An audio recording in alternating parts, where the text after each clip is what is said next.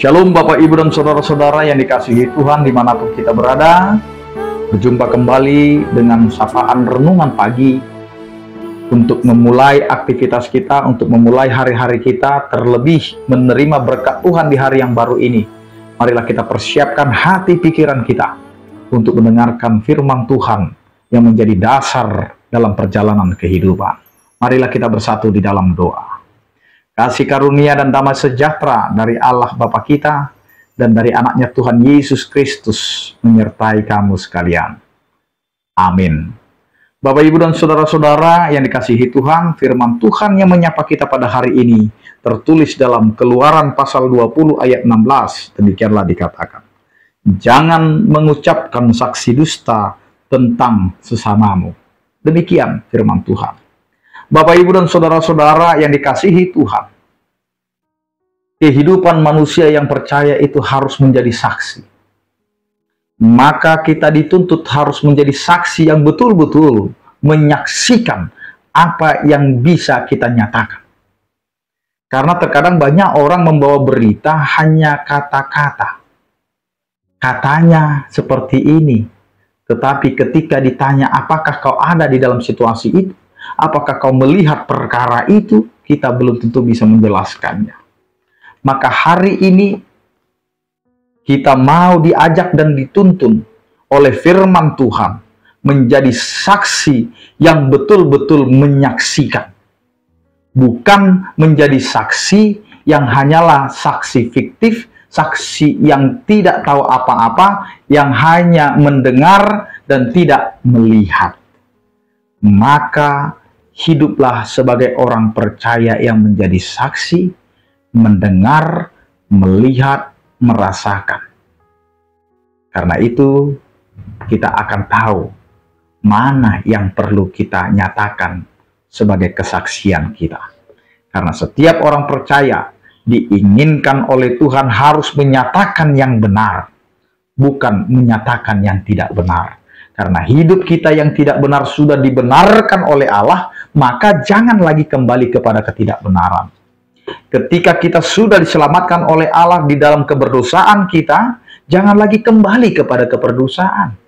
Umat Allah yang telah dibebaskan dari Mesir, di tanah perbudakan itu mereka meminta untuk dilepaskan, maka Allah memakai Musa untuk membawa mereka bebas dari perbudakan itu, untuk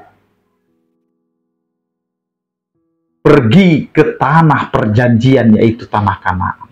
Dan Allah akhirnya memberikan suatu aturan.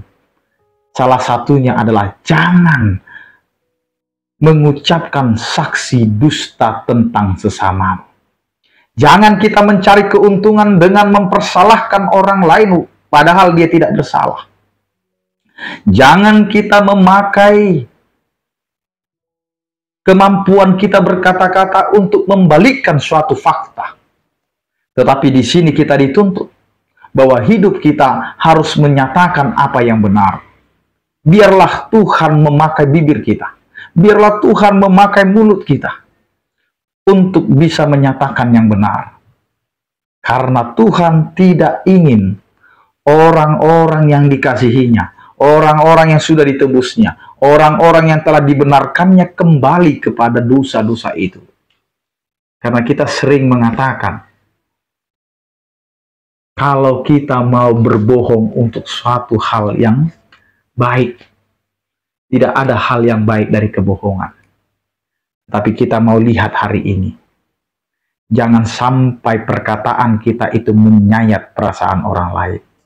Jangan sampai kesaksian kita itu akhirnya merugikan kehidupan orang lain. Karena ketika kita salah menyaksikan, maka itu akan berakibat fatal bagi banyak orang. Maka ucapan kita, tutur kata kita, hendaklah harus menjadi berkat. Banyak orang manis di bibir, tapi sakit untuk menyatakan yang benar.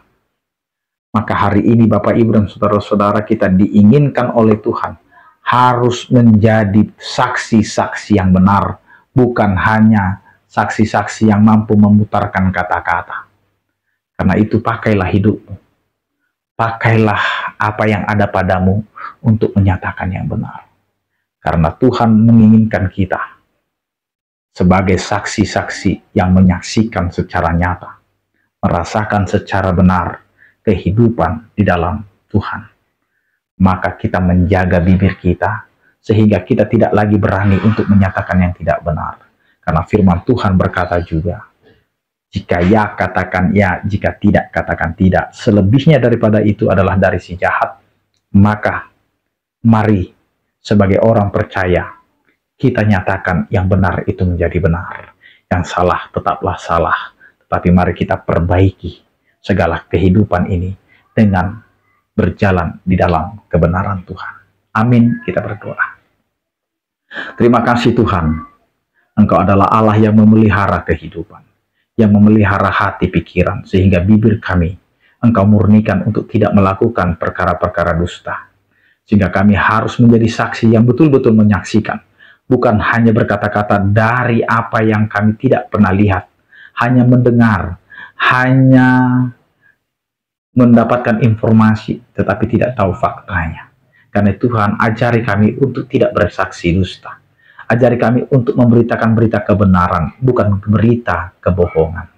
Karena itu, kiranya Engkau Tuhan yang menyertai kehidupan kami, menjagai kami, sehingga jagailah segala perkataan kami, sehingga kami tidak jatuh di dalam pencobaan karena perkataan kami.